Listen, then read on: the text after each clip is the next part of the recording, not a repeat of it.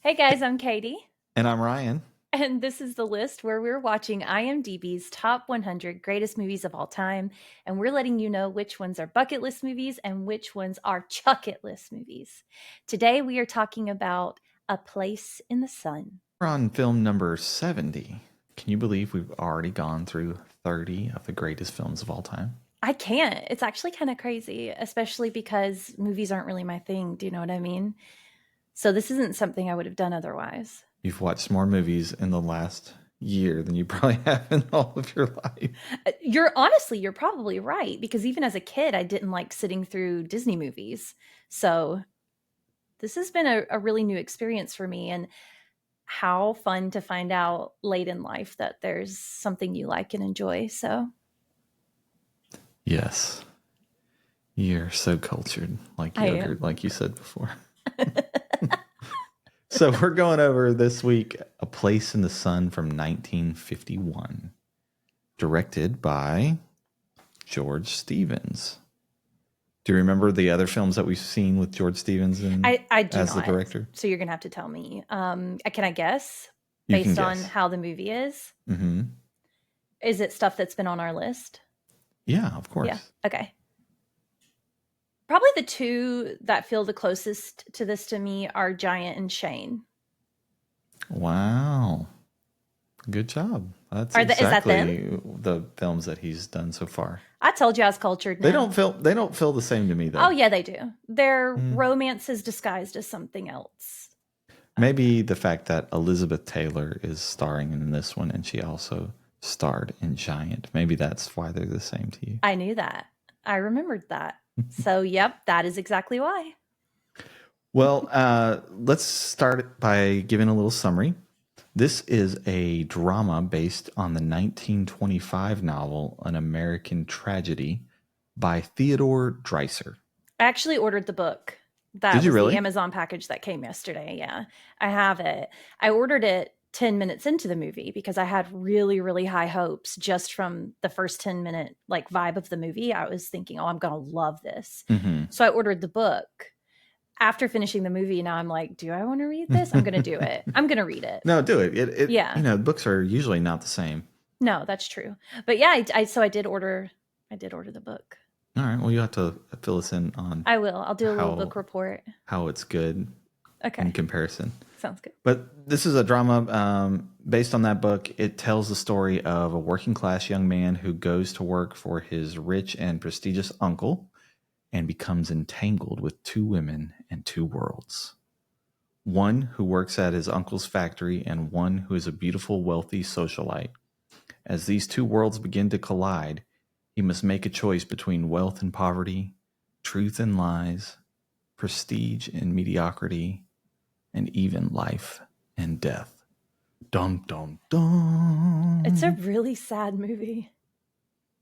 Well, there's a reason they probably changed the name of the movie from the book Yeah. because it's not one I really want to jump in line to go see. Yeah. If it's called An American Tragedy, Right. And I but mean, I find both of the titles so apt. Like, both of those titles make sense to me because I feel like the main character, all he wanted was a place in the sun. mm, He wanted to feel the sunshine on his skin and get a break and just live the life that he saw the socialites of his time living, and wanted a little slice of the good life. He wanted to just bask in the sun a little bit. And I also find An American Tragedy an interesting title because this movie is kind of about the American dream and how you can go from nothing to everything. yeah, And that's true. We'll jump into that for sure. okay, Let's put a I'm pin getting a in it little ahead though. of myself. Sorry. Yes, yes, yes. Because I think that's a really important thing to go back and talk about. But Okay. let's do some fun facts before Okay. we Let's do jump it. into this. This movie was nominated for 9 Academy Awards, Wow. and it won 6 of them. Wow. You're kidding. Yeah, so it won Best Director.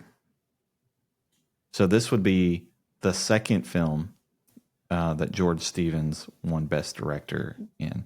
Do you know which came first? Like This one this came movie? first. This was Giant his was first later. movie. Okay. Yep.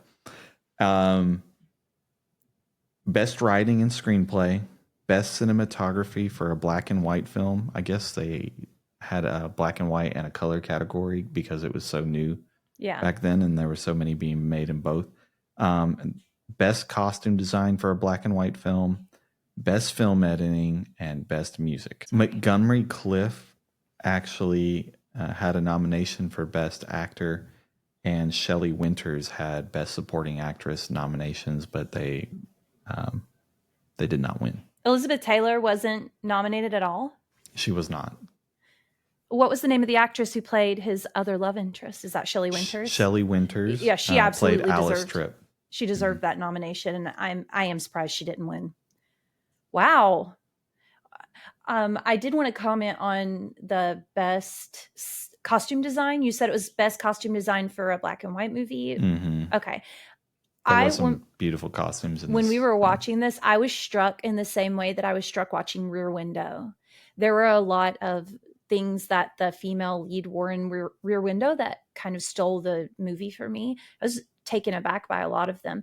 And Elizabeth Taylor took my breath away in some of those dresses that she wore. There's a scene where she comes in and he's on the phone with Mama, and she goes over to talk to Mama. But she's got this really beautiful dress on.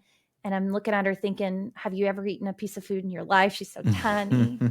But the dress just accentuates how beautiful she is. And it also is a work of art in itself.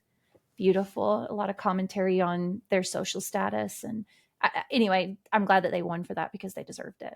Yeah, and there's a great contrast between I wouldn't say the lower class, working class, and the rich and wealthy, and that costume design really helped draw that distinction between the two. And how he was in those two worlds, and how even when he bought his first suit, it was a working man suit, and he stood out like a sore thumb. I don't know how fun this is, but this is a fact. Okay. Montgomery Clift, who played George Eastman, the main actor, this film, A Place in the Sun, was really the film that kind of launched his career, especially after getting nominated for an Academy Award. But his life was kind of plagued by drugs and alcohol and a lot of psychological problems that came along with that. He actually crashed his Chevy into a tree after leaving a party that Elizabeth Taylor hosted. Oof. And she actually saved his life by pulling teeth that got lodged in his throat that he was choking on. Oh my gosh. And I guess he had to have facial reconstruction surgery.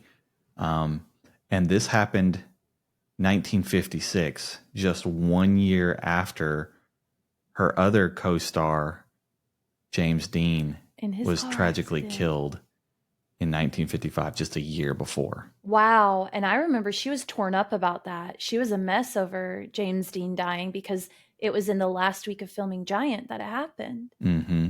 And so they had to stop filming for a week later for her to for kind her of bereavement. Yeah. Mm-hmm. And imagine a year later, your co-star, in the a exact same car thing wreck happens. Yeah. I would feel like I was cursed. For real. Wow. I'm hoping as we continue to watch other Elizabeth Taylor films, her other co-stars don't tragically die in car wrecks, because we're going to go down that conspiracy theory hole if so. Let's see how much you know about Elizabeth Taylor. How many husbands did Elizabeth Taylor have? 3. She had, if you know, comment in the comments. How many husbands did Elizabeth Taylor have? 7 is the answer. What? That's a lot of husbands. 7, did they get in and the she car was married wrecks? 8 times. So the last one stuck. So she married somebody again, and I'm not sure which one. Oh, so it didn't stick. She divorced again? Well, I don't know which one it was, but she married one of the guys again. Yeah. We already talked about Giant and Shane and A Place in the Sun, where the movie's directed by George Stevens. And the other fun fact I have is Shelley Winters, the other love interest that was played by was Alice Tripp. was a bit resentful towards her role in this because of how unglamorous she was depicted alongside Elizabeth Taylor in this movie. And so she was kind of typecast as this mousy female in other roles, from then on, at least for a lot of years. And so she drove a white Cadillac convertible like Elizabeth Taylor did in the movie for years afterwards to kind of compensate for those intense feelings of inferiority. That's funny. I don't know, but she was meant to be mousy. She was meant to be less glamorous. It wouldn't have made sense, but I guess I understand why she wouldn't have wanted to be cast that way forever.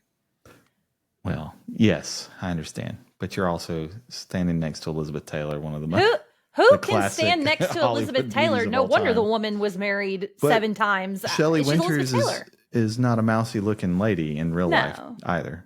No. Yeah. I mean, how are you? Yeah. So those are my fun facts. Some fun, some not so fun. But all facts. At least we are trusting. That they are. According to the internet. Nobody lies on the internet, so you're good. Yes. What were your thoughts on this story? Oof. Sounds like you enjoyed it at least momentarily enough to buy the book. Yeah, I mean, I was captivated immediately. Who doesn't want to watch a story about a young man, coming to make it big and make a life for himself? And I think it's really fun to watch any movie where somebody kind of infiltrates a space where they're usually not able to be, and to get, because they're us, right? It's us watching someone like ourselves get into a place that we don't get to be. And so I thought it would be fun to have that opportunity, watching him go into the upper class where socialites were so important that their comings and goings were reported on in the newspaper. And, it was a really big deal to be invited into this circle. But the story was actually, instead of being fun and maybe a complex story of a man falling in love with 2 women and deciding between them, it kind of turned into an anxiety-inducing thriller, which was, not something I ever would have purposefully picked out for myself. I don't enjoy those kind of movies. I'm trying to separate my enjoyment from the caliber of the storytelling, which was superb. It was a well-written story with complex layers of emotions and decision-making, but yet again, I'm going to use the phrase hard watch. It was a hard watch. I think the subject matter for a 1951 film is a lot darker than some of the other 1950s movies that we've seen. Almost positive we started this movie and you said, well, I think anybody could watch this movie. This is going to be a really family-friendly movie. And then we got a little bit in and we were like, oof, this is getting darker and darker with every minute. Well, there's a point where we realized, oh, this is where this is going. Mm-hmm. This is going to be rough. And You're right. They did do an excellent job at building up suspension and the Yeah. Especially the second half of the movie. Yeah. Like it was just so palpable at points. Like you were, biting your nails. It was just hard to sit still and watch. Look at me right now. They built it up. Yeah. I'm thinking about it. And I've got my fingers squeezed in my hands. To me, that's not unenjoyable. To me, that means you've done an excellent job on the movie because you're making me feel something. I agree. And this movie definitely will make you feel anxious, will definitely draw out suspense, just wondering what's going to happen next. The point of a movie and art is to make you feel something. So you're right. I think the problem is that I went in with expectations of a romance, and maybe it is. It is. Or maybe a story about, I didn't even expect it to be a feel-good romance. I expected a story about trying to keep your foot into the camp of the working man and the social, the high class, figuring out how to exist in both and not betray where you came from. It was not that. Well, I think you touched on it earlier when you were like, this is this movie was called an American, or this book was called an American tragedy because it's almost the opposite of an American dream. It starts out with all the potential in the world for this young guy coming from nothing to make it big, and as he gets entangled in these two worlds and these two women's lives and all the other things that happen along the way, it gets a little murky. Yeah. And murkier and murkier. And it really is a story about a man ruining a lot of lives. He ruined a lot of lives. Mm-hmm. Ruined the American dream for a lot of people. It wasn't just himself. He really, yeah, it's a really, really sad movie to me. The potential that he had to, I don't know, even when the movie takes a turn and it's clear that he has to make a decision about what he's going to do, he still could have had a beautiful life. Do you know what I mean? Yeah, it's like He you have still, a bad decision, but then you make, like, it's not a good decision either way. right. Like there's some, There are times where you're in between not a to rock and a hard spoil this place for people, but he has two tough decisions to make. One Well, can I just say, will cause scandal in one world, and one will cause scandal in the other world. And he takes a third yeah, decision that is just yeah. worse than all of them He's could like, have how been. do I, those two are bad decisions. So let me do like the worst decision anybody's ever made in their lives. And I know we're really careful with spoilers here, but in the description of the movie, it tells you what happens. He falls in love with one woman and then he meets another woman he falls in love with. And now he is in love with two women, but he's kind of stuck. And I mean, this is the definition of stuck between a rock and a hard in a hard place. place, This is a right? catch-22. Like, it's not going to work out great either way. And I just want to say, like, who in the world wouldn't understand that Elizabeth Taylor came along and you were gobsmacked that she even looked at you? Like, I get it. But you're right. This man, instead of saying, man, this sucks, and I have a really hard decision to make, and I'm going to make the decision and I'm going to move on, it's like when you're playing rock, paper, scissors and somebody says nuclear bomb, and you're like, guy, it was like rock, paper, scissors. You didn't have to bring that in to the situation. You didn't have to destroy the whole world. He's like, okay, well, I stubbed my toe, so now I'm going to burn my house down. Right. Like, guy. But that does make it a good story because you're right. You're feeling something as you're watching it.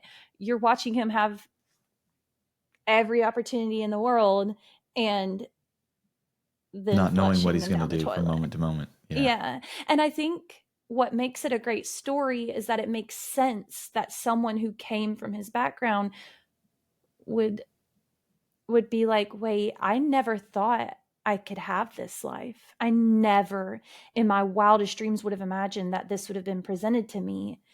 So of course he wants to reach for a shiny diamond that's presented to him on a gold platter. But he's gotten himself into a situation 10 minutes before the diamond comes along that there's no way out of. You have to say, man, that's a really nice diamond. I would really like to take it, but I can't. And then like go cry and feel sad about it and then move on with the rest of your life, you know? I don't know. Yeah. The only weak point in this story was actually towards the end. I felt like it dragged on and went into some kind of weird place to kind of resolve everything and kind of give us a little happier, more fulfilling ending. And it just didn't seem like it was consistent with the rest of the film. So that was really the only flaw for me. So if I had to give it a number, which I do, I will give it an 8. So I will say I'm gonna give it. I'm gonna settle in. At like an 8.2, a little higher than an 8. Okay. Because in general, it's a very good story. That's great. Yeah. And they, like I said, they built up the suspense masterfully. Yeah. Acting. The acting in this movie is spectacular. Elizabeth Taylor. How do you get to be that beautiful and that talented? I don't feel like it's fair to look like that woman. Every time she was on the screen, I was like this. I was like, I wanted to like lean a little closer and look a little longer. And that woman, anyway, I won't rant too long about Elizabeth Taylor, but she's extraordinary. And she was fantastic in this movie because she had to show a pretty large range of emotion, from falling in love with someone and then dealing with kind of complex emotions about the situation that arises. I feel like she did a wonderful job. Shelley Winters, I understand why she was nominated over Elizabeth Taylor, because her job was much harder. She had to portray a really mousy, reserved doormat almost, and then turn into a really strong willed character who's going to kind of like put her foot down and make sure what she wants to have happen will happen. And then she turns into this really mousy character again. And even though she's the one being screwed over in this movie, she also kind of plays a character that you're like irritated with. And you're like, man, you really are kind of you really are kind of on I my don't know if nerves. I had Like, that same oh, reaction. I was fed But up I with could her. understand where she was coming from. Like, Oh yeah. back in the day Mm-hmm. when this film took place, her life was over. Yeah, your reputation is everything. And once it comes out that you've been sleeping around with somebody you're not married to, you're done. And so I get why she put her foot down and basically was like, you've ruined me. But I think I see the directorial vision in having her be super annoying, because you also still want the viewer to sympathize with the main character, who's a piece of crap and making really bad decisions. But she was, man, she was very multifaceted, I feel like, and had a I, big job ahead of her, and I she did a think good job with the it. nomination for the Oscar was well deserved. Yeah, I think so too. I think she lost out to Streetcar, the actress who played in Streetcar for Oh, really? Desire. Um, The name's I slipping me. I said this a couple of weeks ago, and you didn't agree with me, and you kind of like didn't understand what I was saying. So I'm curious if we'll have the same experience today. But Montgomery Clift was weird in this movie to me. Do you not Okay, think in so? what way? Was so strange sometimes that I wondered if he was supposed to have some kind of like mental illness. The way that he reacted to situations, the way that he managed to compartmentalize the really bad things he had done and then also still move on. I don't know. He was a creep to me. He kind of creeped me out occasionally. I did not have that same experience. I thought This is what happened a he couple of weeks did ago. actually really. But you don't think he compartmentalized very well? I don't think he put things in compartments at all. There's a specific scene where I think he absolutely did, and I want to talk about it, but it's a spoiler. So I I don't guess think he did at all. I let's think put a you pin could in see his distress the entire time on his face. You could read it. Yeah. And from his actions. They weren't weird at all to me. The only thing that was weird to me was just his reserved nature in the beginning of the film. But they made it a point that he was like that. Yeah. That he was quiet. And he didn't really share his emotions that much with very many people except the two women that he fell in love with. Yeah. I know he's a weirdo to me. Vibes were off. Well, apparently he was a little bit of a weirdo. Yeah. I was right. It was that intuition. So I'm going to give the acting a 9.5. It was great acting. Okay. It's probably a little low for me. It's probably another 8 for me. Okay. I actually think Elizabeth Taylor was the weak link, if I could even say weak in that, because she just didn't. Although her like physical presence pops on screen, oh my god, the acting I don't think was as good as I've seen her in other films. Maybe I missed it because I was just so struck. So beautiful. What about cinematography? I always find it interesting in movies when the cinematography is so, like, I feel like Giant was this way too, where a lot of the background was kind of a character in the movie. And I don't feel like it was that strong in this movie, but Loon Lake was so beautifully shot. And you got a real taste of Montgomery Clift's freedom when they were out at Loon Lake via the cinematography, how free he was feeling and how happy he was feeling, and at that point. And I don't know. I feel like it was beautifully shot. Obviously, black and white, which I'm coming around to. It doesn't bother me as much anymore. Um,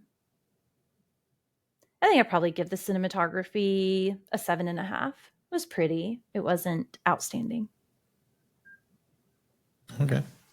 I thought it was great. Tell me why. Tell me why. The scenery, Yeah. amazing.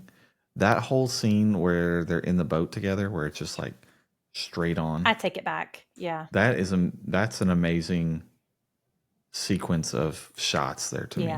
Yeah. To catch, you know, the background with the moon and the stars and the lake, and then their faces just going back and forth. One is just like super innocent and not knowing, what's about to happen, and the other is just a wreck. Yeah. That scene is pretty magical. There's some other little spots in the beginning of the movie too that really stood out to me as well. But I think the cinematography is way up there, especially for a film of this time. I think it's a 9. Wow. That's really high. I think it's 100% deserving of an Academy Award for Best Cinematography. See, I would bump my score up a little bit after what you said about the boat. I did forget about that, but I'm nowhere near a 9. That's crazy. Wow factor? The wow factor for me in this movie is the many layers of emotions that are portrayed. Nobody is a one-dimensional character feeling a one-dimensional emotion. Everything is very multifaceted. Everything has multiple plates spinning that they're balancing. I think that's difficult to do. It's really hard to do, to layer stuff like that into any kind of story. And I think it was well done. And probably another 8 for me. Yeah, wow factor for me is way up there too. It's another 9. And it's because this is not like other old Hollywood movies that we've seen in a lot of different ways, because they have complex characters, complex subject matter. This is very edgy and dark film for 1950. I mean, we're talking about social classes. We're talking about abortion. We're talking about murder. We're talking about all sorts of really dark, intense, controversial topics, even today. And they're tackling this in 51. Yeah. Right? And they're Right. doing it in such a delicate way that you still know exactly what's going on, but it's not like super offensive to the audience to the point where they're like, I'm walking out of here. And to me, that, along with the acting, the cinematography, and the beautiful storytelling with all that built up suspense, that's a great wow factor for me. Yeah. Sure. The wow factor is really what carries this movie. 9. Solid Nice. 9. All right, I'm going to share my screen Okay. and show you where I rank it. All right, so right now I have Green Mile on top and Mr. Smith Goes to Washington on bottom. I knew Mr. Smith Goes to Washington was going to be off really quickly. I'm kind of bummed, but it was a good movie, but it's time for it to go. Network is moving down, and I'm putting A Place in the Sun. Man, Pulp Fiction is always It's such a burr for me because it's so weird. It's such a hard movie to keep in a place because it's so Man. unlike anything else. I'm going to put this movie at number 7, up above Wow. Close Encounters. Close Encounters, which I forget the title of every week, Pulp Fiction, and Network. The two I'm happy with it being above are Close Encounters and Network. I have a hard time putting it above Pulp Fiction, but that's where we are. All right, I will share mine. So I have Green Mile still at number 1. My number 10 is Mr. Smith Goes to Washington. Oh, man. I know. This is tough because, yeah, I think Mr. Smith Goes to Washington is going to drop off. I think I enjoyed it better than Close Encounters. Oh, man. I like Fargo's better rough than this movie. Yeah, that's a rough choice. But I almost want to put this at my number 7 spot too, but I'm not going to because I did enjoy Fargo. Yeah. Much better. Yeah. I feel like you made the right choice. Yeah. That's a tough one. It could go higher, maybe two slots higher, but where I currently have my list, it's got to stay at number 9, unfortunately. Yeah. Well, do you think this is maybe it'll change 100? when we do our second mulligan? I know. I feel like I shouldn't be allowed to have that mulligan in my mind because I made a decision based on the fact that I could mulligan it later. So whatever. But do you feel like this is a top 100 movie? I think so. Yeah. I think so. How about you? Yeah, this is a top 100 movie. Do you think it's a bucket list movie? Ooh. I hadn't thought about it, actually. I like not thinking about it until right. Usually I know immediately. Yeah. This one I don't know. It's right on the edge. Mm-hmm. I hate to say no, but it just didn't draw as much emotion out of it as I wanted to. It was mostly just the suspense. There wasn't a whole lot of other emotion that came along with it to push it over into a bucket list category for me. But it's a really great film, and I think it's right there on the edge of bucket list. Yeah, it's a no for me too. I think it's a stellar movie. Fantastic. It deserved all the awards it received, but it's not a bucket list movie to me. And yet again, we're going to harp on the fact that so much of what makes a bucket list movie is the way it emotionally impacts you. And I do feel like this was a very good movie that I would recommend for people to watch. Oh, I think if you love cinema, this is a must watch. Yeah. If you're a cinema. Even if not. If you're a cinephile. Yeah. Even if you're not.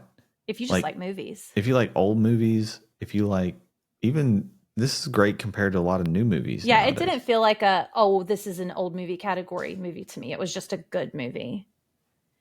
So next week we're going to be watching number 69, It Happened One Night. This is another Frank Capra, and it's got Clark Gable in it. I'm really excited for this. So, yeah, me too. I've never seen it, so yeah, we'll be watching that next week. And I wanted to say, if you guys, just before we get into the spoiler section, because there were a couple of things I wanted to discuss about this movie. If you've seen it, stick along, or if you don't mind a movie being spoiled for you, stick with us. The reason we do the spoiler alert is because this podcast is kind of like advice on whether you should watch the movie or not, right? And we don't want to ruin it for you if you decide you do want to watch it. So if that doesn't bother you, stick with us. But if you are going to leave, we just wanted to say, if you don't mind, just follow us on Ryan and Kat's List on Instagram. And we are learning how important ratings are on your various podcast listening platforms. So if you have a moment and don't mind leaving us a rating, we would really love that. We're going to enter into the spoiler section here. So spoiler. I hated the ending to this movie.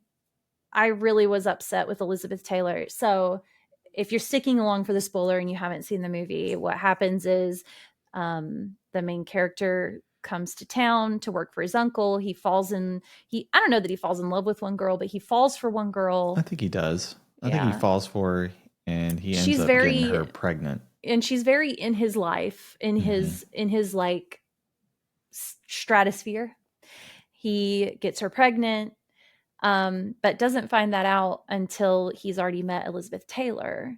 And he falls in love with her, and unfortunately she falls in love with him too.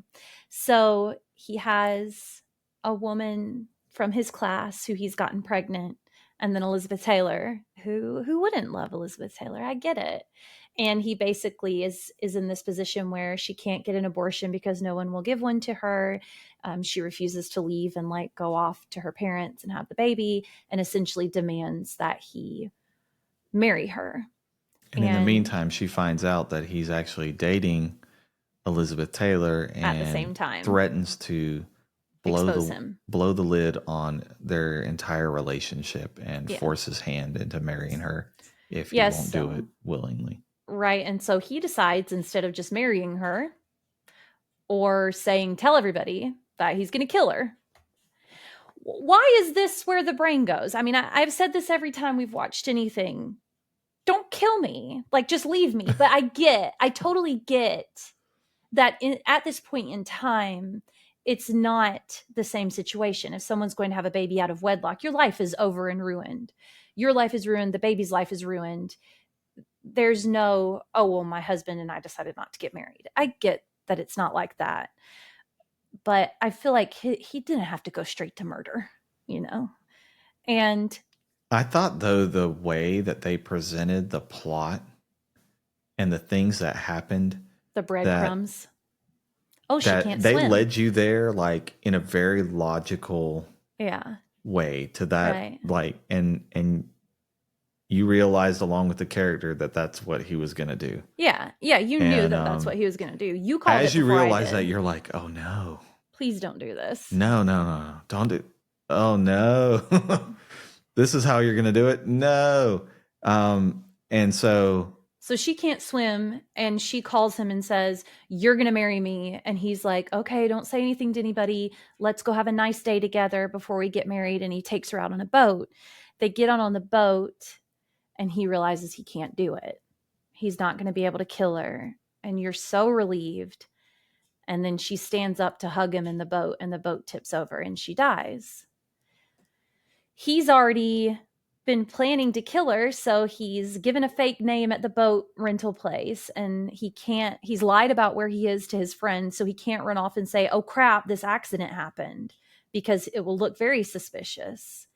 And then he's taken to trial, and basically the director makes you realize that because he had murder in his heart, he did murder her, I think is what he was trying to say.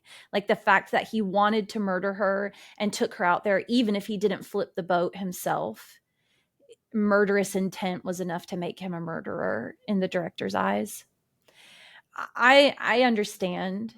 I don't know I don't know if I fully agree. Well, and then they leave it kind of gray, where could he have saved her if he had tried? Yeah. Well, we don't make see it though. So it seems like he didn't know whether he truly could have saved her, or whether he didn't. Right. And so it leaves you questioning: did he fully commit to murder, or did he just start the plan and then a bad accident happened, even though he kind of set it up all for disaster? Right. And I mean, he did take her out there knowing she couldn't swim. I think he did kill her. I think he could have saved her. Do you think that when the moment came, at least attempted to save her? Do you think? And I don't think he attempted. When the moment came and she fell into that water, do you think he really didn't think, oh crap? Like, I feel like just as a human being, your first response is going to be, I have to help that person. Well, like, I think at the end, he's having that conversation with the pastor, and he says something about, who was on your mind? When she fell, who was on your mind? Yeah. And I think he realizes at that moment that Elizabeth Taylor was on his mind and not the woman that he brought out there. Sad. To kill. And so I think he accepted the fact that he did murder her in the end. That's the impression I got watching it. And I agree that he is guilty of it. But they did kind of leave it gray left open for a little bit of interpretation there. I think But I here's thought the downward spiral was just the whole Elizabeth Taylor coming back to him and being this like, is the problem for I me. love Why did you. she come back? And he was like, I love you. And it tried to reconnect a relationship that was destroyed completely. Like I feel it like takes if you a love that could have been pure and, you know, a really great boon to this guy and really just kind of destroyed it. And then they try to patch it up together to give us a little happy ending. And I don't feel like it did that. No. I feel like it just irritated me. I feel like you think about it in a modern lens. Like you think now, if you hear someone killed someone that they are with, how is it romantic that their affair partner, even an unknowing affair partner, she didn't know? How is the logical response to go to the person who murdered for you and be like, oh, I love you? Like, I don't understand the reaction. Like, my reaction would be like, don't ever speak to me again. You killed someone. You killed someone. And now I am connected to that. Whether or not my hands are bloody, I would never be able to look at them. Do you know what I mean? Like, so how can she go and be like, I love you? I just don't understand. I don't guess. I don't understand. And I think that's part of the complexity of the story is that she fell in love with him before she knew he was a murderer. Yeah. She had no idea that any of this was going on. And I mean, I can only imagine like what does that say about you as the person who's in love with a murderer and doesn't realize it? I don't feel like that's fair though, because I don't No, feel I'm like, just saying, like, what do you say about yourself if that's you? So you think it was a resolution? Do you continue to say, "Oh, wow, am I that blind?" Or do I just have to accept the fact that I love the person for what I thought he was and that part of him of who he was? Or do I completely just say, you know, screw it and, you know, just chalk myself up as the worst person in the world too for falling in love with a person like that? I think that's where the complexity of Elizabeth Taylor's character really shines there. I don't know. It's just hard for me to stomach seeing her come back and them have this moment where they were happily in love when he killed a woman who was pregnant with his child. I mean, I still don't like saying he killed her. I know that he had malice in his heart, and I know that he did not want to marry her, but it's not like he pushed her out of the boat. And I don't know that he didn't try to save her. We don't know that. And I understand that he was wrestling with some really bad guilt. You've actually already said that you think he killed her. When did I say that? When you said that Elizabeth Taylor's character came back and confessed her love for a murderer. But she thinks it, right? You think that he's a murderer. You know that he is. I know he's capable of it. No, you know that he did. I know that she thinks he's a murderer. You just haven't realized it yet. I do know for a fact that she thinks he's a murderer. I just don't feel like it's fair for them to have. I just feel like it was a little hard to stomach that moment of their happiness when a woman who is pregnant with his child is dead and her life is ruined and over. I don't know if I would use it. You couldn't stomach it. I just didn't think it was consistent with the rest of the film. It just felt out of place. Yeah. I felt like they were trying to resolve some stuff for the audience, and it didn't really make sense for the story. It makes me curious how the book is. I will read it now and see if the ending is different, if they did try to shoehorn that stuff in. I wonder how much of it was a directorial vision, but at this time, we haven't quite hit New Hollywood yet, where the directors had more of a say in how things went, and the studios were still had a lot of sway. Mm-hmm. And I'm curious if maybe that has something to do with that last fourth of the movie. And it may have had something to do with some of the laws where, you know, character really couldn't get away with, you know, major crimes in film and stuff like that. Right. So that may have been part of it as well. Yeah. Be interesting to read up on. Yeah. But all in Well, all, listen, any movie that makes you feel this way and discuss this way is a good movie. It was very complex. It's mhm. nice to have a feel good movie where the romance is palatable and you're rooting for both of them. But it's also nice to watch a movie that makes you think and consider, you know, human complexity, the complexity of human emotions and human reactions. Join us next week as we watch film number 69 of IMDb's greatest films of all time, The Ultimate List. I'm Ryan. I'm Katie. Bye. Bye.